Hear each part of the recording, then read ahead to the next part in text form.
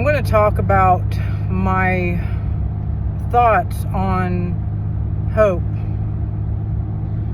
and actually how I have been thinking of hope in a different perspective than I used to. I've got a different idea, a different outlook on hope. Back in my 20s, I would say I was I was always ended up in toxic relationships. So this is probably going to be a little bit about toxic relationships and a little bit about hope. Because when I was in my toxic relationships,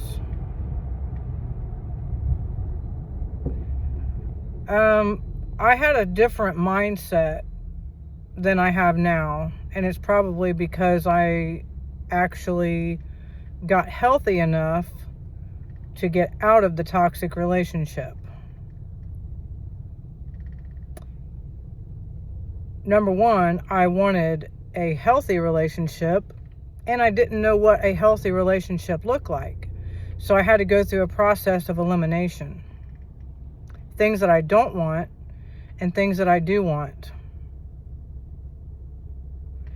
And throughout my life, I would say that generally I am a hopeful person. Probably too hopeful.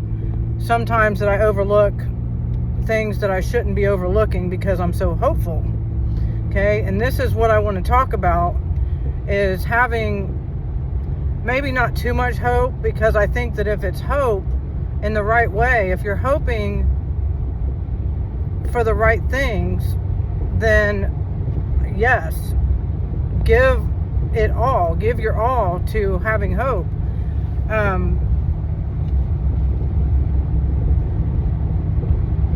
Because the Bible says that hope deferred makes our heart sick. And I think that that is what happens to a lot of us, and we can't really put our finger on it because we don't understand the hope that God gives us, the God-given hope. And that doesn't mean that somebody's handing us hope.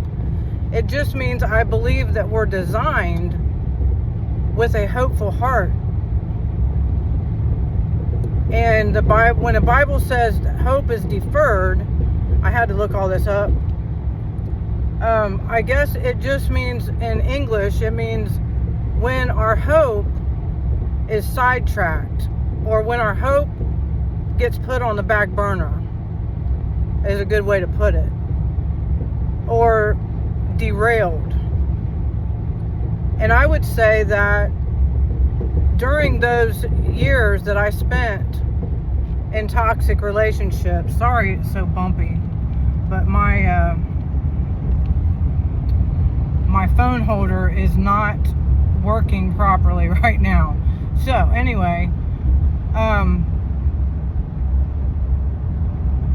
but what makes our heart sick is when our hope is deferred, when it's just taken out and crushed.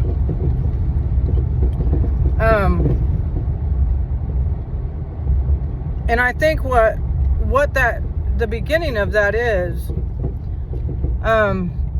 like I said, I believe that we're all given a portion of hope. We're just born with it. We're born to be hopeful and see life in the light and see all the good things in life, and have this childlike outlook on life. And as we get older, and we will fall into toxic relationships, and then we have to figure out why. We have to figure out how we got there. We have to, we don't have to, but if you want a healthy relationship, you're probably going to try to figure out why you keep getting in toxic relationships. or at least figure out how you got there. And so the kind of hope I used to have was, while I was, in the toxic relationship, I remember being hopeful that things change. My first marriage was the worst. And then my second marriage was even worse than that. But I haven't had my third marriage yet, so there's always hope. But anyway, what I'm saying is, in those relationships, I was very hopeful that things would change. I was hopeful that we would learn to get along. I was hoping that we would eventually work things out. I was hoping that I would learn to love myself, and hoping that my husband would treat me better. So there's that kind of hope. But in the process, I was being beaten down and drugged down to the ground. And then I had to start being hopeful that I could get out of it. And I was hoping that just something would happen so that I could change my life. And I was hoping that maybe something would happen that would just end it all, so I wouldn't have to go on again, like in this relationship, because it was getting so bad. And so my hope was deferred. I wasn't hopeful anymore that things would work out. I was hoping that they would just end. And that got me thinking today, how has my hope changed? And what is my outlook on hope now? And I realized that since I've been alone, and thank God I was driven out of those toxic relationships so that I could find peace, so that I could learn to live my life, in the goodness of God, not the torture and the drama and the name calling and the disrespect and the hurtful name calling and just constantly putting each other down. I mean, we both did it. I did it. We did it. I mean, that's what a toxic relationship is, honestly, is when there's bickering and fighting and hateful words and name calling and cursing and jealousy, and what's that other one that I really hated? It was called isolation. Yeah, that's one of the things I really hated about the relationship, was that I was isolated.